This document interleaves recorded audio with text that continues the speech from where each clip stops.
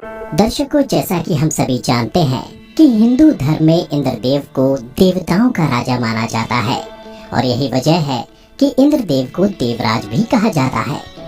परंतु अब यहाँ ये सवाल उठता है कि जब इंद्रदेव देवों के राजा हैं, तो हिंदू धर्म को मानने वाले लोग उनकी पूजा क्यों नहीं करते, या फिर पूरे भारतवर्ष में इंद्रदेव का कोई भी मंदिर क्यों नहीं है। तो दोस्तों, आपको बता दूं कि हिंदू धर्म ग्रंथों में कई ऐसी कथाओं का वर्णन किया गया है जिसकी वजह से देवराज होते हुए भी इंद्रदेव की ना तो पूजा ही की जाती है और ना ही उनका कहीं मंदिर बना हुआ है।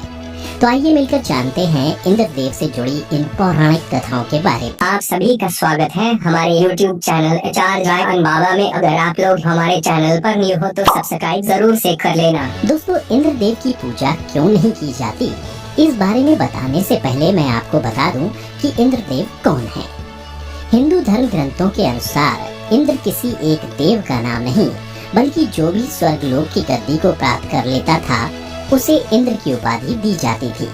ऐसा माना जाता है कि अब तक कुल 14 इंद्र हो चुके हैं, जिनका नाम इस प्रकार है: यज्ञ, विपश्चित, शिवी, विधु, मनोचव, पुरंदर, बाली, अद्भुत, शांति, विष, ऋतुधाम, देवास्पति और सुचि।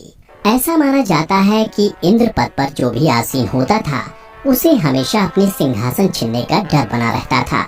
इसीलिए वह किसी भी साधु और राजा को अपने से शक्तिशाली नहीं बनने देता था और इसलिए वह कभी तपस्वियों को अप्सराओं से मोहित कर पथ भ्रष्ट कर देता, तो कभी राजाओं के अश्वमेध यज्ञ के घोड़े चुरा लेता।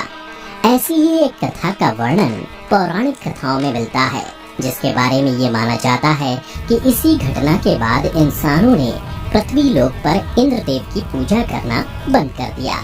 कथा के अनुसार पौराणिक समय में धरती लोक पर एक गौतम ऋषि हुआ करते थे। वह बड़े ही ज्ञानी और योगी पुरुष थे। वो एक जंगल में अपनी पत्नी के साथ कुटिया बनाकर रहा करते थे। उनकी पत्नी का नाम अहिल्या था।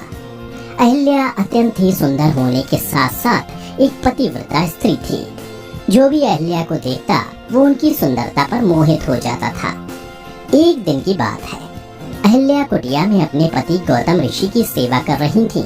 उसी समय इंद्रदेव वहां से गुजरे और वो अहिल्या की सुंदरता को देखकर उन पर मोहित हो गए। हालांकि उस समय तो इंद्रदेव धरती लोक से स्वर्ग वापस लौट आए, लेकिन इंद्र का मन अहिल्या पर ही अटका रहा। वो सोचने लगे कि ऐसा क्या किया जाए जिससे ये रूपवती स्त्री उन पर आसानी से अपना सर्वस्व न्यौछावर कर दे। फिर उन्होंने इसके लिए छल का सहारा लेने की योजना बनाई और जब उन्हें ज्ञात हुआ कि गौतम ऋषि प्रत्येक दिन सुबह के समय ध्यान के लिए अपनी कुटिया से बाहर जाते हैं, तो इंद्रदेव ने एक दिन ऋषि गौतम के कुटिया से चले जाने के बाद उनका रूप धारण कर अहिल्या के पास पहुँचे। यह देखकर पहले तो अहिल्या ने मन ही मन सोचा कि आज इतनी जल्दी मेरे स्वामी कैसे आ गए, परंतु उन्होंने ऋषि गौतम रूपी इंद्र से कोई भी प्रश्न नहीं किया और उनकी सेवा में जुट गई। उधर कुछ समय बाद जब वास्तविक गौतम ऋषि कुटिया वापस आए, तो उन्होंने अहिल्या को किसी बहरूपिये के साथ देखा और फिर उन्हें ये समझते देर नहीं लगी कि ये बहरूपिया और कोई नहीं, स्वर्ग के राजा इंद्र हैं। ये देखते ही वो क्रोधित हो गए। क्रोध के आवेश में आकर ऋषि ने देवराज इंद्र को श्राप दिया कि जिस पत्नी की योनि के लिए वो इतना आसक्त रहता है, वैसी ही 1000 योनियां तुम्हारे शरीर पर निकल जाएं और देवताओं के राजा होने के बाद भी तुम्हारी पूजा अन्य देवताओं की तुलना में ना के बराबर हो। और अपनी पत्नी अहिल्या को पत्थर बन जाने का श्राप दे दिया। ऐसा सुनते ही इंद्र अपने वास्तविक रूप में आ गए और ऋषि के पैर पकड़ लिए और गिड़गिड़ाने लगे। यह देख गौतम ऋषि को उस पर दया आ गई और उन्होंने इंद्र के शरीर पर उभर आई योनियों को आंखों में परिवर्तित कर दिया। जबकि देवी अहिल्या द्वारा बार बार क्षमा याचना करने और कहने पर कि इसमें मेरा कोई दोष नहीं है, पर गौतम ऋषि ने कहा कि तुम शिला बनकर यहाँ निवास करोगी। त्रेता युग में जब भगवान विष्णु राम के रूप में अवतार लेंगे, तब उनके चरण के स्पर्श मात्र से तुम्हारा उद्धार होगा। और ऐसा माना जाता है कि तभी से इंसानों ने इंद्रदेव की पूजा करना छोड़ दिया।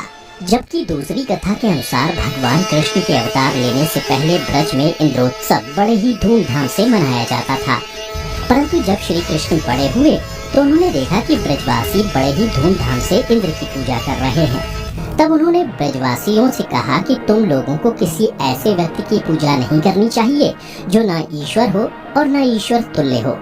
इसके बदले तुम लोग गाय की पूजा क्यों नहीं करते, जिससे हम सभी का जीवन चलता है। इसके अलावा श्री कृष्ण ने ब्रजवासियों को गोवर्धन पर्वत की पूजा करने के लिए कहा। यह सुनकर पहले तो ब्रजवासियों ने कहा कि अगर हमने देवराज इंद्र का पूजा करना छोड़ दिया तो वे क्रोधित हो जाएंगे और हमारे यहाँ वर्षा भी नहीं होगी। ऐसे में हम अपनी गायों को चारा कैसे खिला पाएंगे। तब श्री कृष्ण ने कहा, इसलिए हम किसी ऐसे देवता की पूजा क्यों करें जो हमें भय दिखाता है। मुझे किसी देवता का डर नहीं। अगर हमें चढ़ावे और पूजा का आयोजन करना ही है तो अब हम गोपोत्सव मनाएंगे, इंद्रोत्सव नहीं।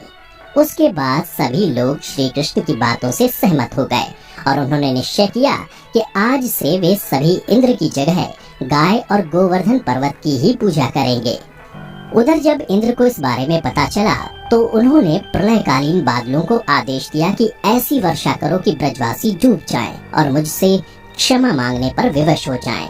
इंद्र की आज्ञा से बादल मूसलाधार जल बरसाने लगे और जब लंबे समय तक वर्षा नहीं थमी और ब्रजवासी कराहने लगे तो भगवान श्री कृष्ण ने गोवर्धन पर्वत को अपनी उंगली पर धारण कर उसके नीचे ब्रजवासियों को बुला लिया।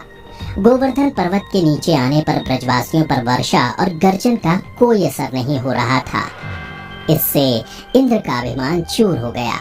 बाद में श्री कृष्ण का इंद्र से युद्ध भी हुआ और इंद्र हार गए। इसके बाद से ही इंद्रोत्सव की जगह गोवर्धन पर्व मनाया जाने लगा।